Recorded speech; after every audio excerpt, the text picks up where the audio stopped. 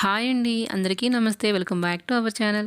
ఈరోజు వీడియోలో చాలా తక్కువ టైంలో ఇన్స్టెంట్గా అప్పటికప్పుడు చేసుకునే రుచికరమైన 2 రకాల పాయసం రెసిపీ చూపించబోతున్నాను. ఈ వీడియోలో చూపించిన టిప్స్ అలాగే మెజర్మెంట్స్ ఫాలో అవుతూ మీరు కూడా పాయసం తయారు చేస్తే చాలా టేస్టీగా వస్తుంది. అలాగే ఎంతసేపు అయినా కానీ చిక్కబడకుండా ఉంటుంది.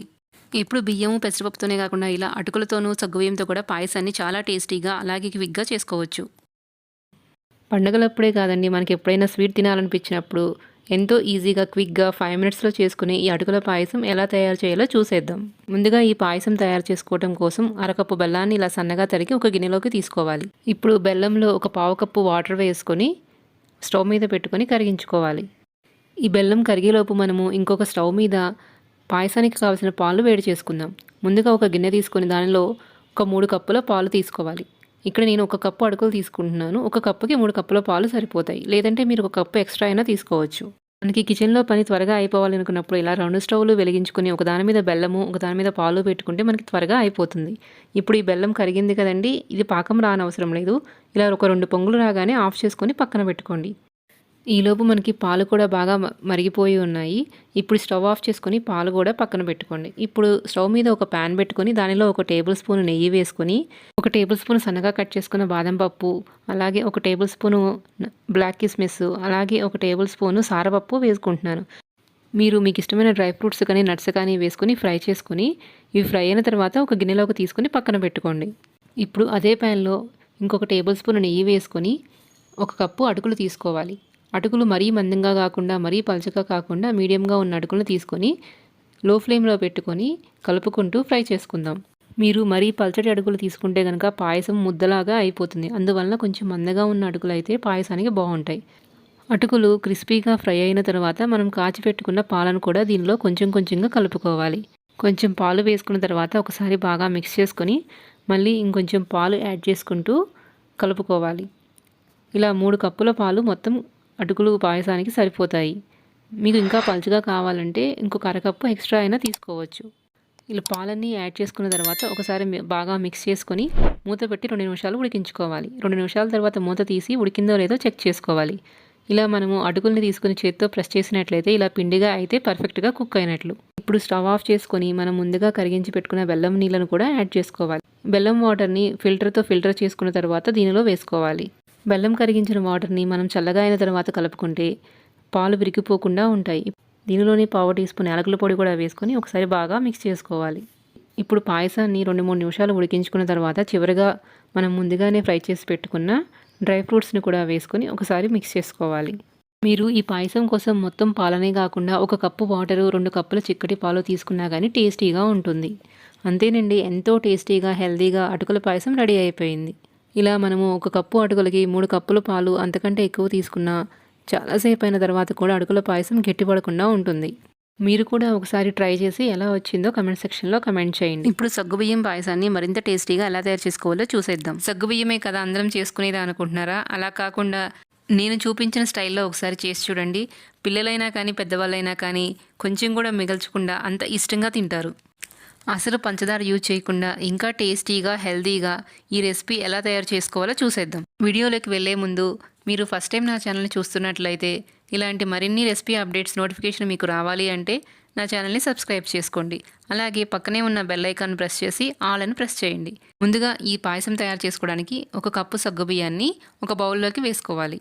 మీరు లావు సగ్గుబియ్యమైనా తీసుకోవచ్చు, సన్నమైనా తీసుకోవచ్చు. సన్నమైతే నానబెట్టవసరం లేదు. ఇక్కడ నేను లావు సగ్గుబియ్యం తీసుకుంటున్నాను.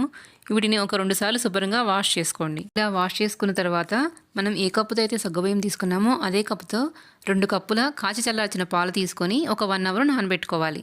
మీరు నీళ్ళతో అయినా నానబెట్టుకోవచ్చు, కానీ ఇలా పాలతో నానబెట్టుకుంటే టేస్ట్ చాలా బాగుంటుంది. ఇప్పుడు స్టవ్ మీద ఒక ప్యాన్ పెట్టుకొని దానిలో 1 టేబుల్ స్పూను నెయ్యి వేసుకోవాలి. నెయ్యి వేడిన తర్వాత ఒక 15 జీడిపప్పు వేసుకొని ఫ్రై చేసుకోండి. అలాగే కిస్మిస్ బాదం కూడా కట్ చేసుకొని వేసుకోండి.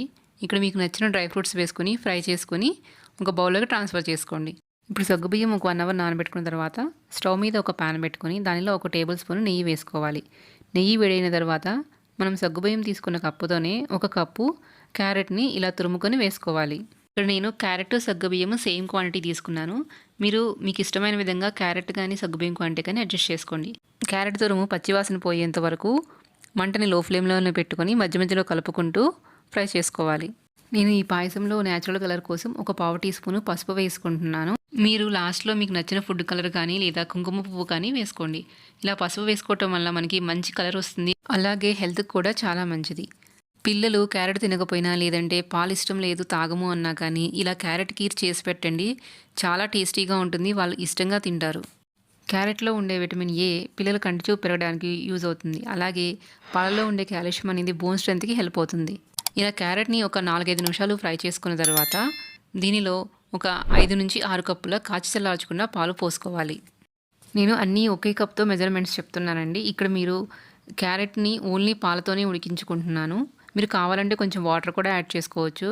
చూడండి మనం పసుపు వేసుకోవటం వల్ల ఎంత మంచి కలర్ వచ్చిందో. మూత పెట్టి ఒక పొంగు వచ్చేంత వరకు ఉడికించుకోండి.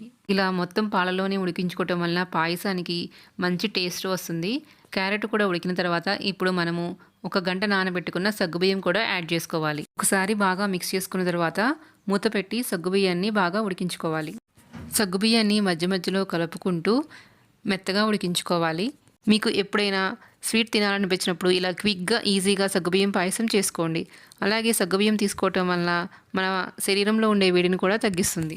సగ్గుబియ్యము ఒకసారి ఉడికిందో లేదో చెక్ చేసుకోవాలి. సగ్గుబియ్యం మెత్తగా అయ్యి ట్రాన్స్పరెంట్గా అయిన తర్వాత ఇప్పుడు దీనిలో ఒక 1/2 టీ స్పూన్ యాలకుల పొడి వేసుకొని ఒకసారి మిక్స్ చేసుకోండి. సగ్గుబియ్యం ఇలా చిక్కగా అయ్యేంత వరకు ఉడికించుకొని స్టవ్ ఆఫ్ చేసుకోండి. స్టవ్ ఆఫ్ చేసుకున్న తర్వాత మనం సగ్గుబియ్యం తీసుకున్న కప్పుతోనే ఒక కప్పు బెల్లాన్ని ఇలా సన్నగా తరిగి తీసుకోవాలి. స్టవ్ ఆఫ్ చేసుకున్న తర్వాత బెల్లం వేసుకోవటం వలన పాలు విరిగిపోకుండా ఉంటాయి.